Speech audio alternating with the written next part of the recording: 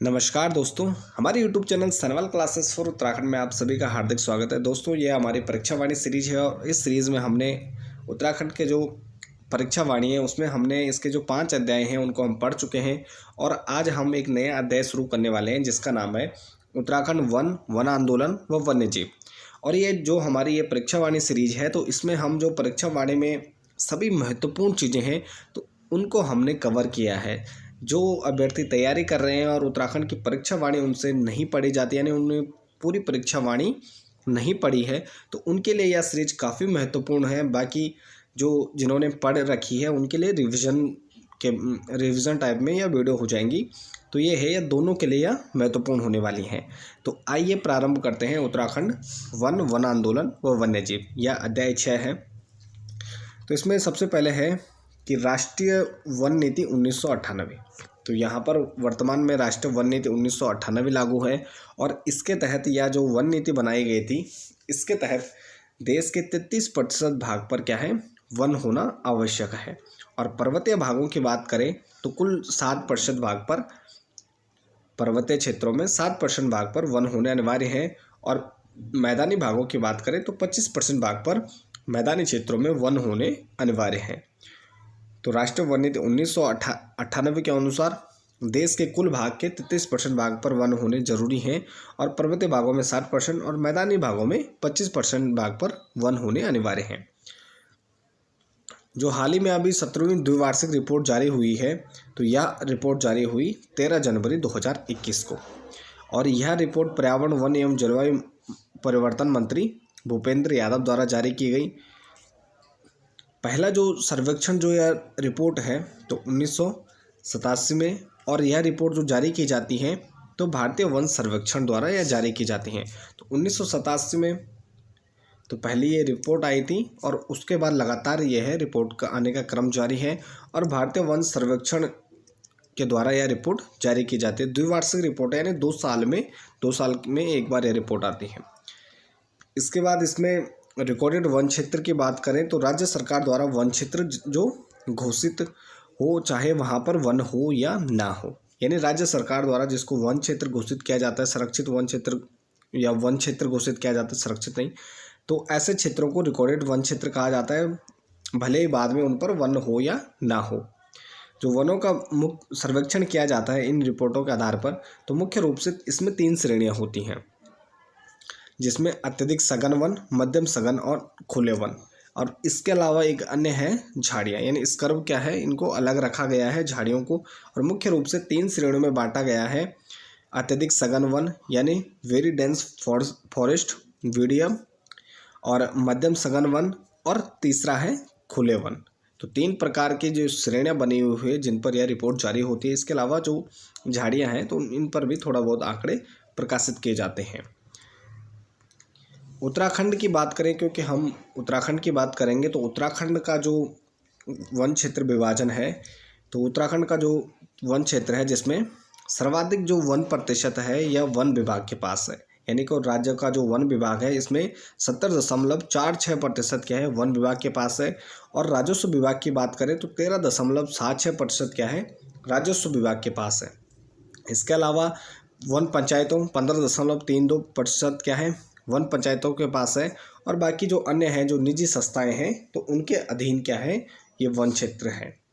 तो मुख्यतः यानी जो वन क्षेत्र है इसको 4 उसमें विभाजित किया गया है, वन विभाग, राजस्व विभाग, वन पंचायतें और अन्य जो निजी संस्थाएं हैं। तो सर्वाधिक किसके पास है, वन विभाग के पास है, और सबसे कम है वन पंचायती के पास। तो ये महत्वपूर्ण प्रतिशत है और इससे संबंधित प्रश्न पूछे जा चुके हैं कि वन पंचायतों के पास कितना प्रतिशत वन क्षेत्र का कितना प्रतिशत भाग है और राजस्व के पास कितना है। तो ये आपको ध्यान रखना है, राजस्व के पास है 13.76 और वन पंचायतों के पास है 15.32%। इसके बाद जो यह 17वीं रिपोर्ट जारी हुई थी, इसमें उत्तराखंड का वन आवरण की बात करें तो यानी जो 3 मुख्य श्रेणियां हैं, अत्यधिक सघन वन, मध्यम सघन वन और खुले वन। तो अत्यधिक सघन वन वीडियम, इसमें हमारा जो कुल क्षेत्र है तो 9.45% क्या है, अत्यधिक सघन वन के अंतर्गत कुल भाग आता है। इसके अलावा मध्यम सघन वन 23.87%, यानी 12,768.05% क्या है मध्यम सघन वन यहाँ पर है, और खुले वन है ओपन फॉरेस्ट 6,482.07 वर्ग किलोमीटर, यानी 12.12 क्या है 12% क्या है यहाँ पर खुले वन है, 23.87 मध्यम सघन वन है, और अत्यधिक सघन वन 9.45। और कुल क्षेत्रफल की बात करें तो वनों का जो कुल क्षेत्रफल है यहाँ पर 24,305.13 वर्ग किलोमीटर कुल क्षेत्रफल है, और 45.44% इसमें कुल भाग आता है। तो उत्तराखंड में 17वें वन रिपोर्ट में कुल प्रतिशत कितना है 45.44%, और अत्यधिक सघन वन का 9.45, मध्यम सघन वन का 23.87, और खुले वन का क्या है 12.12% कुल यहाँ पर खुला वन है। इसके अलावा अगर झाड़ियों की बात करें तो 392.37% 337 वर्ग किलोमीटर तथा 0.73% क्या है यहाँ पर कुल क्षेत्रफल के यहाँ पर 0.73 जो प्रतिशत है यहाँ पर झाड़ियाँ हैं। इसके बाद अगर क्षेत्रफल की दृष्टि से देखें तो सर्वाधिक वन है पौड़ी में। तो सर्वाधिक वन कहाँ है पौड़ी में है 3,396.71 वर्ग किलोमीटर पर। उसके बाद दूसरा जो जिला है क्षेत्रफल के अनुसार नैनीताल 3,044.49 वर्ग किलोमीटर। फिर उसके बाद तीसरा जिला उत्तरकाशी 3,036.15 वर्ग किलोमीटर। फिर चमोली और उसके बाद है पिथौरागढ़। तो ये 5 जिले हैं, ये आपको ध्यान रखने हैं। सबसे पहले पौड़ी है, उसके बाद नैनीताल, उसके बाद उत्तरकाशी, फिर चमोली और पिथौरागढ़। और सबसे कम जिलों की बात करें तो क्षेत्रफल की दृष्टि से सबसे कम है उधम सिंह नगर में। उधम सिंह नगर में 428.08 वर्ग किलोमीटर क्या है वनों का वन आवरण है या वन फैले हुए हैं। इसके बाद दूसरा सबसे कम वाला जिला है हरिद्वार 583.94 वर्ग किलोमीटर। उसके बाद रुद्रप्रयाग 1,142.3 वर्ग किलोमीटर। फिर बागेश्वर 1224.16 वर्ग किलोमीटर। और अंतिम जिला है चंपावत 1,262.67 वर्ग किलोमीटर। तो इसमें सबसे कम ये क्या है बढ़ते क्रम में है और ये घटते क्रम में है। तो ये आपको ध्यान रखना है। सर्वाधिक वन क्षेत्रफल वाला जिला पौड़ी गढ़वाल और सबसे कम वन क्षेत्रफल वाला जिला है उधम सिंह नगर। दूसरा सर्वाधिक वन क्षेत्रफल वाला नैनीताल और सबसे कम वन क्षेत्रफल वाला जिला है हरिद्वार। तो ये आपको ध्यान रखना है। इसके बाद ऊंचाई के क्रम में अगर 1% की हम बात करें तो राज्य में जैसे ऊंचाई के साथ क्या है वनों का जो कुल क्षेत्रफल है तो पहले वह बढ़ता है, यानी एक स्तर तक वह जैसे जैसे ऊंचाई बढ़ेगी तो वैसे वनों का जो आवरण प्रतिशत है वह बढ़ता रहेगा। लेकिन फिर एक स्थान से क्या हो जाता है वनों का जो आवरण प्रतिशत है वह घटने लग जाता है। तो यहाँ पर ऊंचाई के अनुसार हम वनों का जो प्रतिशत देखें तो जैसे ही हम 300 मीटर से जो नीचे वाले क्षेत्र हैं तो यहाँ पर 12.8% वन है, यानी जीरो से जैसे हम ऊपर की ओर बढ़ते हैं 300 मीटर तक के जो ऊंचाई के स्थान हैं तो इसमें कुल क्षेत्रफल वनों का क्षेत्रफल 12.8% वन इसके अंतर्गत आते हैं। इसके बाद 300 से 600 मीटर की ऊंचाई के जो स्थान है यहाँ पर 12.3% वन है।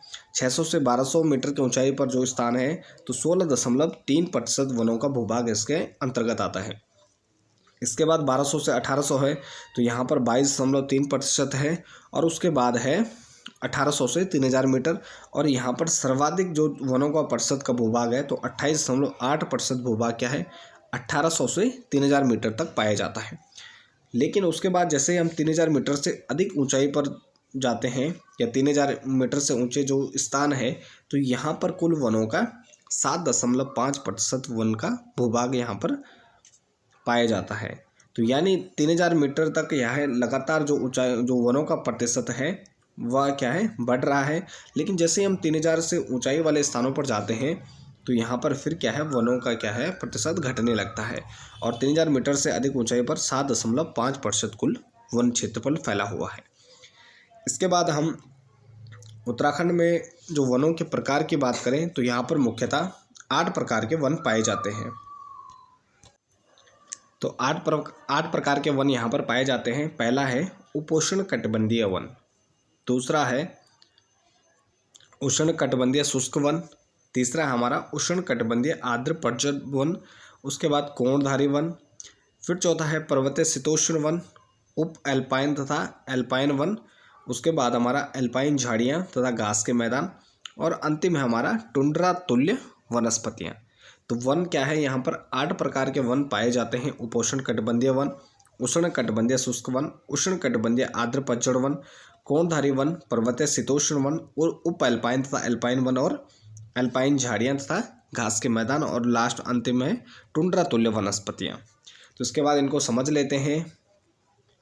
पहला है हमारा उपोष्णकटिबंधीय वन। तो उपोष्णकटिबंधीय वनों की बात करें तो यह लगभग 750 या कहीं पर 1200 मीटर से जो कम ऊंचाई वाले स्थान है तो यहाँ पर ये पाए जाते हैं। यानी 750 और कहीं पर 1200 तक ऊंचाई जो वाले स्थान है यहाँ पर उपोष्णकटिबंधीय वन पाए जाते हैं।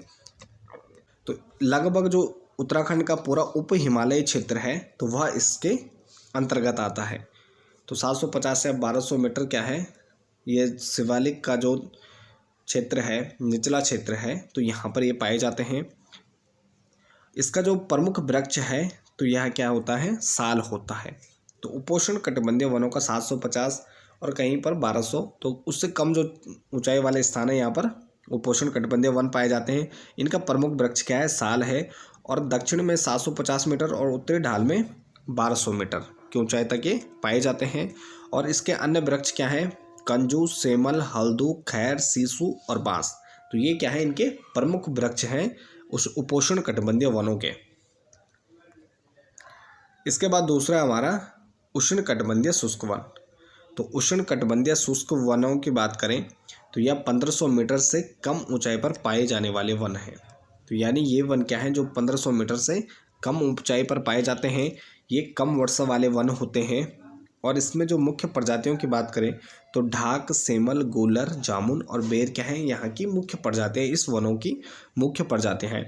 तो उष्णकटिबंधीय शुष्क वन यहाँ पर शुष्क है, तो यानी कम वर्षा वाले वन ये यहाँ पर पाए जाते हैं। और जिसके मुख्य वृक्ष क्या है, ढाक, सेमल, गूलर, जामुन और बेर। इसके बाद तीसरा जो वनों का प्रकार है उष्णकटिबंधीय आर्द्र पतझड़ वन। तो यहाँ पर जो उष्णकटिबंधीय आर्द्र पतझड़ वन है तो इसे मानसूनी वन भी कहा जाता है, और यह एक विशेष मौसम में अपनी पत्तियाँ गिरा देने वाला वन कहा जाता है। यानी क्या होता है, पतझड़ में जो वृक्ष रहते हैं वो अपने पत्तियाँ गिरा देते हैं, उसके बाद उनमें नई पत्तियाँ आती हैं। तो 1500 मीटर की ऊंचाई तक पाए जाने वाले ऐसे वन जो एक विशेष मौसम में अपनी पत्तियाँ गिराते हैं और यहाँ पर क्या होती है, वर्षा अधिक होती है, तो ऐसे वन क्या कहलाते हैं, मानसूनी वन कहलाते हैं। और यह जो वन होते हैं मुख्यतः हम जानते हैं कि ये वन क्या है, तो शिवालिक और दून घाटी में पाए जाने वाले वन हैं। क्योंकि यहाँ जो शिवालिक बाह्य हिमालय है और दून घाटी वाला क्षेत्र है तो इसमें क्या होती है, सर्वाधिक वर्षा होती है। तो यह आर्द्र जो पतझड़ वन है तो यहाँ पर क्या है, ये वन पाए जाते हैं। इसके बाद जो चौथा वन है, चौथा प्रकार का वन है तो कोणधारी वन। तो यह जो वन है तो ये पाए जाते हैं मुख्यतः 900 से 1800। तो 900 से 1800 की ऊंचाई पर पाए जाने वाले वन हैं, और उष्णकटिबंध तथा शीतोष्ण कटिबंध के बीच के ये वन है। तो यानी जो उष्णकटिबंधीय वन है, चाहे आर्द्र वन हो या जो मानसूनी वन है, तो इनके और शीतोष्ण कटिबंध के बीच के जो वन है तो ये कोणधारी वन कहलाते हैं। इन वनों का प्रमुख वृक्ष क्या है, चीड़ है। तो चीड़ क्या है, इस वनों का प्रमुख वृक्ष है, और इन वनों में शुष्कता होती है और वृक्ष चट्टानों से भी उग आते हैं। यानी ये वन क्या होते हैं, शुष्क होते हैं। और इस प्रकार के जो कोणधारी वन होते हैं इसमें चट्टानों से भी वृक्ष उगाते हैं। जैसे हमने चीड़ के वृक्ष में देखा होगा, कई बार क्या होता है कि बड़ी चट्टानों के बीच से ये उगे होते हैं, और कहीं कहीं पर क्या होती है, इसमें घास भी पाई जाती है। अगला हमारा पांचवा वन है पर्वतीय शीतोष्ण वन। पर्वतीय शीतोष्ण वन की बात करें तो यह 1800 से 2700 मीटर की ऊंचाई पर पाए जाने वाले वन हैं। निचले भाग में चीड़ वृक्ष और ऊपरी क्षेत्रों में स्प्रूस, सिल्वर, फर, देवदार और साइप्रस के जो वृक्ष हैं यह पाए जाते हैं। दक्षिणी ढालों पर बांज की प्रधानता होती है, यानी बांज जो प्रमुख वृक्ष है उत्तराखंड का, तो बांज की प्रधानता होती है इसके दक्षिणी ढालों पर। और पॉपुलर, बर्च व नीली चीड़ के वृक्ष भी इसी क्षेत्र में पाए जाते हैं। यहाँ पर ओक की 3 मुख्य प्रजातियां होती हैं, यानी जो बांज वृक्ष है उसकी 3 मुख्य प्रजातियां हैं, बांज, मोरू और खरसू। तो ओक की 3 मुख्य प्रजातियां यहाँ पर पाई जाती हैं, बांज, मोरू, खरसू, और ये क्या है, पर्वतीय शीतोष्ण वनों के वृक्ष हैं। इसके बाद हमारा अगला वन है उप एल्पाइन या एल्पाइन वन। तो यह पाए जाते हैं 2700 मीटर से अधिक ऊंचाई पर। तो 2700 मीटर से अधिक ऊंचाई वाले जो क्षेत्र हैं यहाँ पर उप एल्पाइन या एल्पाइन वन पाए जाते हैं। और इनका जो प्रमुख वृक्ष है silver fir, blue pine, spruce, देवदार और बर्च क्या है यहाँ के प्रमुख वृक्ष हैं। और अन्य प्रजातियाँ क्या हैं, बुरांस और कंपानुलाटस क्या है यहाँ की प्रमुख प्रजातियाँ हैं। इन वनों की प्रमुख विशेषता होती है कि यह तेल युक्त होते हैं और कच्चे जल जाते हैं। तो ये जो वृक्ष हैं उप अल्पाइन या एल्पाइन वन होते हैं 2700 मीटर से अधिक ऊंचाई पर पाए जाते हैं। तो ये तेल युक्त होते हैं और क्या होता है, जब आग लगती है तो कच्चे ही ये जलना प्रारंभ कर देते हैं। इसके बाद 7वां जो प्रकार है एल्पाइन झाड़ियाँ तथा घास के मैदान। तो यह 3000 से 6000 मीटर की जो ऊंचाई होती है, तो यहाँ पर ये एल्पाइन झाड़ियाँ तथा घास के मैदान पाए जाते हैं। तो झाड़ियों के साथ क्या होती है, एल्पाइन वनस्पति भी पाई जाती है। जूनिपर, विलो, रिप्स आदि वृक्ष रेखा से भी ऊपर पाए जाते हैं। तो जूनिपर, विलो और रिप्स क्या है, ये जो वृक्ष रेखा है यानी जिसके ऊपर वृक्ष नहीं पाए जाते मुख्यतः, तो ये जो झाड़ियाँ होती हैं तो यह वृक्ष रेखा से ऊपर पाई जाती हैं। और वृक्ष रेखा से ऊपर घास के मैदान को क्या कहा जाता है, बुग्याल, पयार, मीडो या अल्पाइन पास्चर कहा जाता है। तो उत्तराखंड में जो वृक्ष रेखा से यानी जो वृक्ष रेखा है इसके नीचे क्या है, वृक्ष पाए जाते हैं और इससे ऊपर क्या है, झाड़ियाँ या घास के मैदान ही पाए जाते हैं। तो यानी जो वृक्ष रेखा है तो इसके ऊपर जो घास के मैदान हैं उनको यहाँ पर बुग्याल, पयार, मीडो या अल्पाइन पास्चर के नाम से जाना जाता है। गर्मी में जब बर्फ़ पिघलती है तो जो ऊपरी क्षेत्र हैं 3000 से 6000 मीटर की ऊंचाई वाले क्षेत्र हैं, यानी जो जहाँ पर हिमपात अधिक होता है, तो गर्मी में जब बर्फ़ पड़ती है और सर्दियों में जब बर्फ़ पड़ती है तो गर्मियों में उसके पिघलने से यहाँ पर क्या है, घाटियों में कुछ दलदले क्षेत्र बन जाते हैं। और इन्हीं दलदले क्षेत्रों में क्या है, विभिन्न प्रकार के फूल खिलते हैं, जिसमें प्रमुख हैं अतीश, वत्सनाम, सलम, पंजा, सोम, निर्विशी, रुद्रवंती, विषकंडार, फेन कमल, कस्तूरा कमल, ब्रह्म कमल और पंजा। और इसमें कुछ जड़ी बूटियाँ भी पाए जाते हैं, जिसमें गुलगुल, बिल्ली, जटामासी, कुट, ममीरी, रतन ज्योति और त्रिबुलास। तो ये विभिन्न प्रकार की कुछ जड़ी बूटियाँ क्या हैं, यहाँ पर उत्पन्न होती हैं। तो यहाँ पर जून से सितंबर तक क्या है, जो ये घास के मैदान है, तो यहाँ पर पशु चारण हेतु क्या है, पशुचारक आते हैं और जिनको चल घुमंतु, अनवाल, पालसी, बकरखाल, लोणिया, गुजर व गद्दी के नाम से जाना जाता है। तो ये कुछ प्रमुख जातियाँ हैं जो यहाँ पर क्या है, इन बुग्यालों में या पयारों में या मीडों में अपने पशुओं को लेकर आते हैं पशुचारण के लिए। और जून से सितंबर यानी गर्मियों के मुख्यतः जो गर्मियों का समय होता है, यहाँ पर घास के मैदान बनते हैं और यहाँ पर ये पशुचारक क्या है, पशुओं को लेकर उनको पशुचारण के लिए आते हैं। इसके बाद जो हमारा अंतिम वनों का प्रकार है टुंड्रा तुल्य वनस्पतियाँ। तो टुंड्रा तुल्य वनस्पतियों की बात करें तो 3600 से 4800 मीटर की यानी अधिकतम ऊंचाई जो 3600 से 4800 मीटर तक ये टुंड्रा तुल्य वनस्पतियाँ पाई जाती हैं।